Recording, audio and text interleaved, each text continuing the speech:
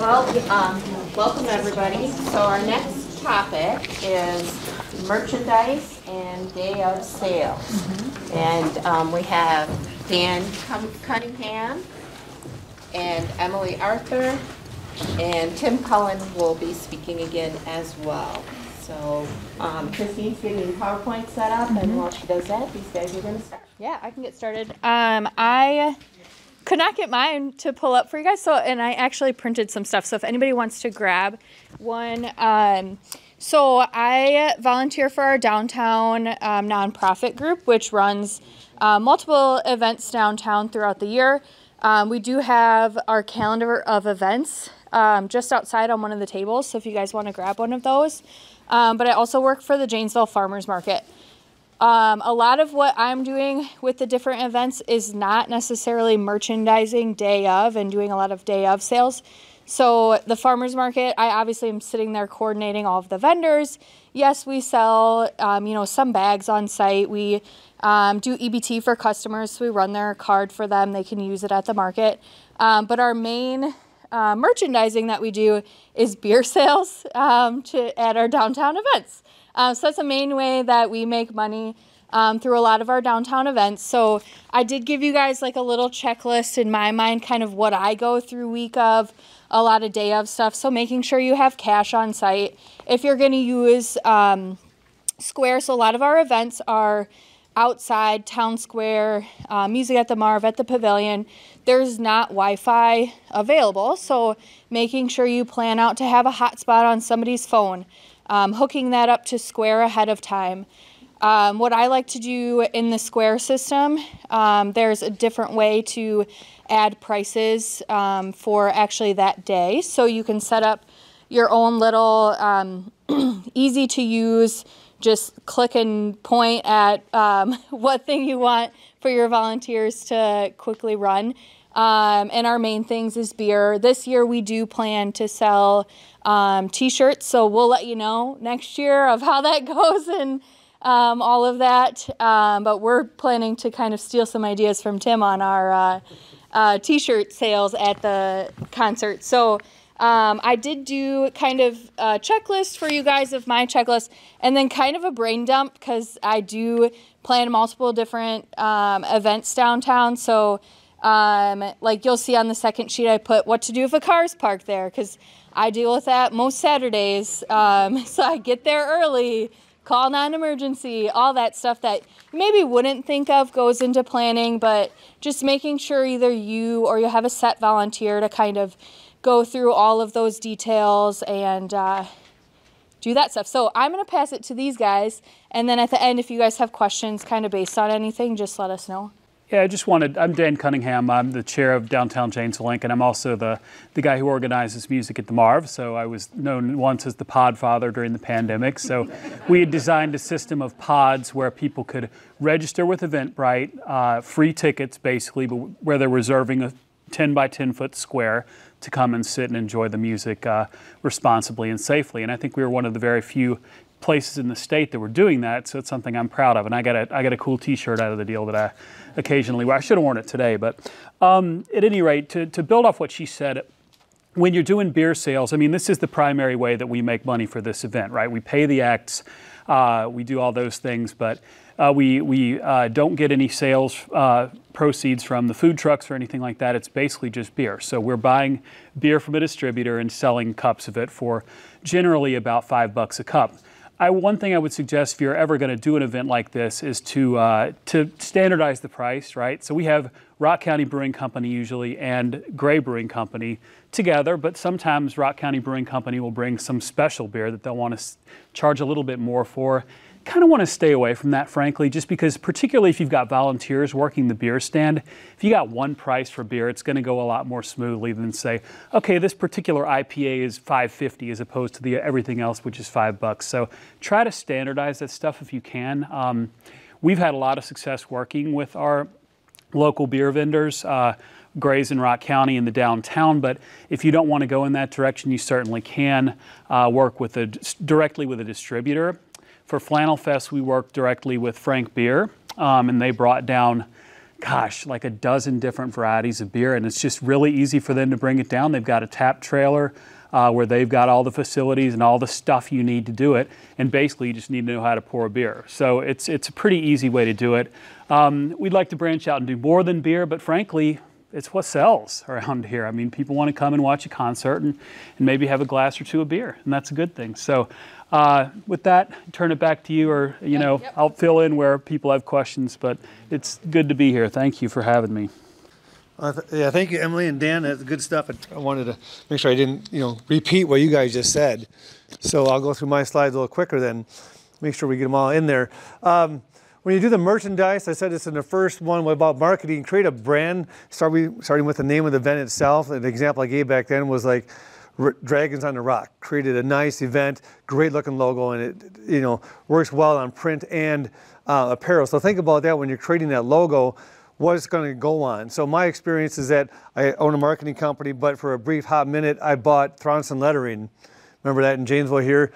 I bought it in October 2019. What happened in March of 2020? Well, I needed events. I needed a school to go on. So I sold that business. Local guys here now own it called Branded Wisconsin in Rock Theaters. So think about what your logo is going to go on and how that's going to look on paper and apparel itself, hats, obviously t-shirts. A pet peeve as we talk about marketing, I see this in people who are paid a lot of money I work with some really big marketing companies out there. You cannot have a first annual. It cannot be an annual event till after it takes place. So this is not the first annual Event Symposium, right? It can't be. So watch out for that. I see it more than you should. And consider special merchandise for volunteers and offer free or at no cost. So if you run an event that takes a lot of volunteers, or you're going to know that a lot of people are going to ask, where do I go to find this? How do I find that? Give those volunteers something as a thank you for volunteering. But then if they wear a bright yellow shirt as opposed to everybody else buying blue shirts, whatever else is on sale, that might help sales a little bit, but make the people who help it a little bit better. Sorry for the colors, you can't see it that well. For merchandise, you can do things on site. Make sure, like Emily said, you have the cash on hand, the squares all set up, ready to go. Make sure you have the good process in place.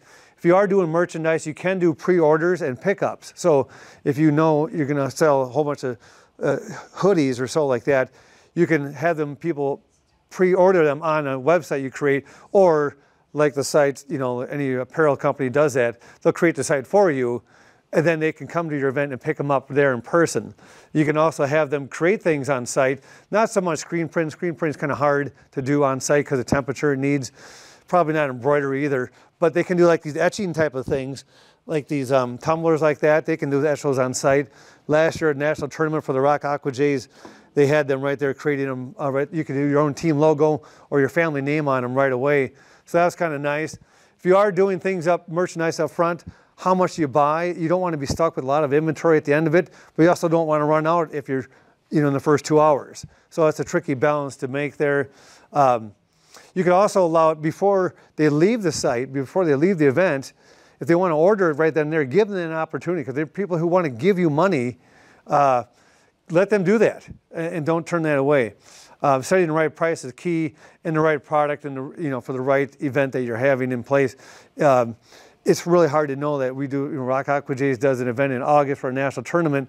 We think it's going to be about 75, but if we're seeing the temperature is going to be 50 degrees in the morning, we might try to call the merchandise and say, hey, we're going to need more hoodies and long sleeve shirts, and they'll do the best they can to find them and get them ready for us. Like Dan said, beer tent. And people like to enjoy the beverages like that.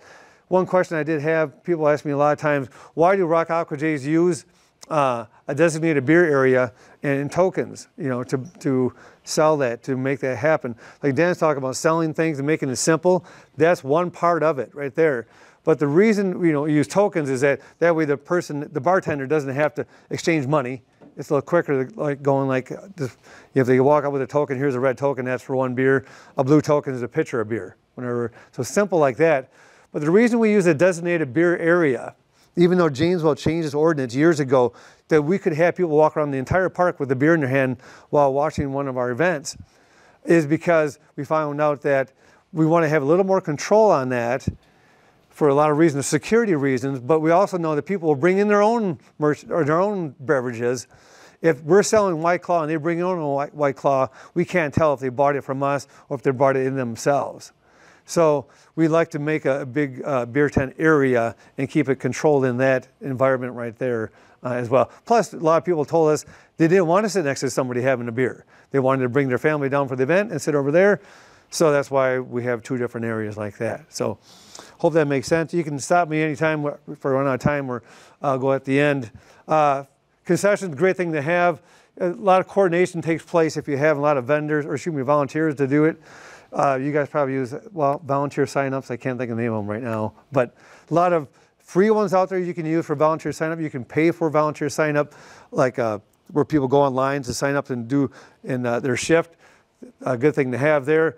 If you have outside vendors like food trucks, they can be just your food trucks, or you can do a combination of, we have our own concessions and the Aqua Days have food trucks there on specific nights, and we work out agreements with them on all that kind of stuff. I'm not going to go into that right here because it takes too long to go for that part. But again, I think that's all I had, because I want to make sure we leave room for other comments you guys have or questions. Thanks for turning off the lights. Sorry for the dark slides. I'll make a note of that for next time. Yeah, and Tim, to build off some of what Tim said, we at DJI, we've started to explore the idea of having volunteer groups come and do beer pouring for us. So if there's a community group that wants to get involved in something, let's have a, Blackhawk Community Credit Union night where their employees come down and do the beer sales for us. And so we've started to explore that with community groups as well, because volunteer recruitment can be tough. We've built a nice bench over the years. I think for Flannel Fest we had over 100 volunteers, I think, and some really high quality folks too. So we're keeping that list, and we're going to keep building onto it and tap those people as we go forward, because we do need a lot of volunteers for these sorts of things, and you do need to train these people too. I mean, pouring a beer sounds easy, but there's an art to it, as you may know, and nobody wants a 3/4 cup of foam, and you're going to want to move them quickly. So it's really about not having volunteers that are well trained enough to get the line moving.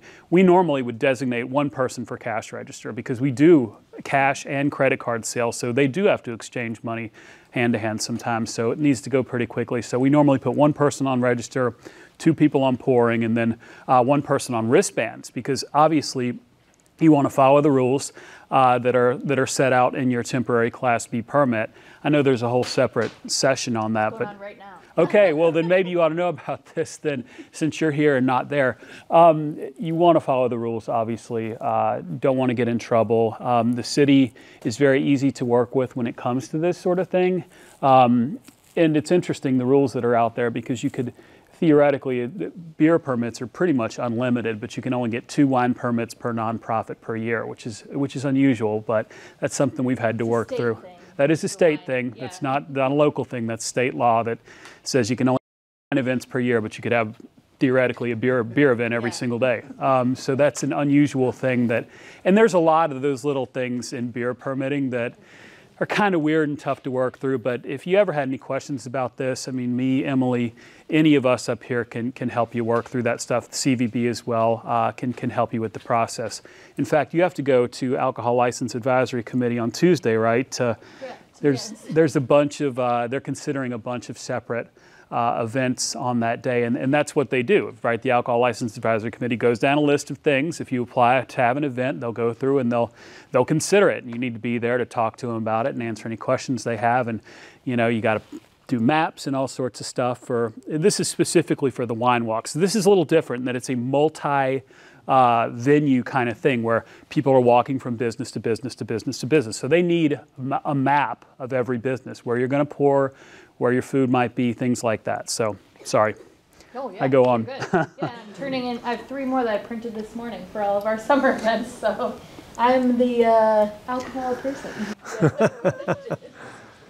Yeah, merchandise in day of sale event questions you guys might have, or things we didn't cover for that? Yeah, in the back. So for your day of events like Final Fest, like one of your Rock Aqua J things, what sells well? What kind of things are you folks seeing that folks that are coming in for a single day event or a single weekend event want to take home with them? Mm-hmm. Yeah, I'll answer first. For us, right, we do like a national tournament. T-shirts, sweatshirts sell really good. if you can put the names of the participants on the back of the shirts, so you need them a little bit of time in advance. People like that for their own team pride, and even down to like the names of the baseball teams or the players on the team. You can get that on there. People like that kind of pride and say, oh yeah, that's our company, or that's my family, or that's my name right there. So simple things like that, t-shirts, hats, and sweatshirts are what we kind of stick to for that kind of stuff. We've gotten asked for years at Music at the Marv to do t-shirts, so this is our first year doing it. So we'll have like the Music at the Marv logo, we'll have Fill the Hill hashtag on the back, so we're hoping to have those fly off the shelves. At the farmers market, just thinking and branding towards what people are there for. So farmers market, we sell a lot of we have insulated tote bags, so they can use them right there at the farmers market. Flannel Fest, we haven't gotten too much into it because there's so much we do event planning wise, but we have vendors that come in. So for that event, we know that flannels will sell. So we have a flannel vendor that we invite to come and sell at the event. And then last year we had like bourbon toffee because that goes well with beer. So just kind of thinking of what type of event it is and kind of branding towards that on what merchandise you're going to have. And if it's an outdoor event, obviously you're going to want to think about the weather. If it, as he mentioned, if it is cold, you're going to want to have things for people who didn't show up with the right gear and now are stuck there and maybe want a sweatshirt. If it's hot, maybe they want a t-shirt or whatever.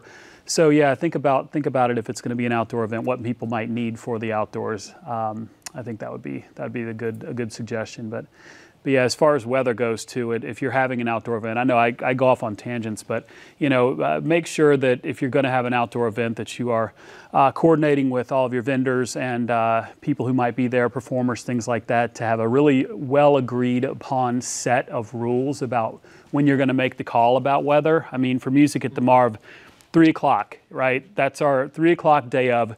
That's when we all know we're going to make the decision. And have people who are, Courtney Paracas, who is the event organizer for Flannel Fest, her husband's a pilot, so she's got all these crazy weather apps that she goes through and uses. So we tap her and really try to make the best call we can. But making sure you coordinate with people on the day of that, hey, the event is actually canceled. Because I've gotten in trouble with that a couple times. I forgot to call one of our food truck vendors once, even though it was pouring outside. But he got pretty upset with me. So you're going to want to make sure you cross all those T's and dot those I's. So. Good question. Did that help you get some ideas? Okay. Other question for merchandise or day of sale events? I think that was the name of this one. Yeah. Oh, yeah, or anything else, yeah, for that matter. Yeah. 2-minute warning. Oh, look at that right there. Take one more question. Yeah. Stop the presenter. So like she said, talk about, merchandise. There's some good companies here. MMPR, obviously, people know. Like Brandon, Wisconsin. That's, outside of that, if you need to create a logo, I mentioned this in an earlier one, you can just go online and find artists. I don't know where they are, overseas. For $5, they'll create you a logo. It's pretty simple from there. But if you want to make it nicer, those other companies will have an artist that will help you design and create things that will fit on the apparel. Yeah. I guess I'll just ask a bunch. One thing that we're running into right now with the pandemic, a lot of our previous vendors for our events have had to shut down and had to move on to other events or other avenues of income. One of the things that we're really struggling with right now is trying to find a way to have cash on site for an outdoor event. The ATM companies that we used to use that would be doing mobile ATMs are just no longer in existence anymore. Oh, really? Yeah, we found the same any problem. ideas about that kind of a situation? I found one in Madison. I don't know their name right offhand, but a lot of it was just, we used them, and what they did is they just gave us a percentage of whatever they brought in. It wasn't a lot of percentage. It was only like 20% of whatever they charged for that to be used. I just have to go through my contacts to find out the. I'd love to. I found one in Stoughton too. I think they're called Edge One. I think that's the name. We're using them for tobacco days this year. Okay. Yeah, if you guys don't mind sharing, because Yeah. our guy told us this week in our events in May. Oh, no. Yeah. Oh. They are hard to find. Those ATM machines are hard. Oh, yikes. An end of event survey, so if you have vendors like that you're willing to share, and I hope you all are comfortable sharing, put it in the survey. We'll get that back out again to all of you, especially when we've got some great vendors. I mean, I'll be honest, I don't want to do a sales pitch, but Tim's phenomenal to work with. A lot of people are. We'll get that vendor list back out of vendors that we've had good experiences with. And quite honestly, there's some we've had not good, and I think we share that too. So That would be fantastic. and that's as important to know who hasn't been helpful and who has. True. Great questions, though. Yeah, hopefully that's helpful. And thanks for the handout. Yeah. All right. Well, let's- Thank you, guys.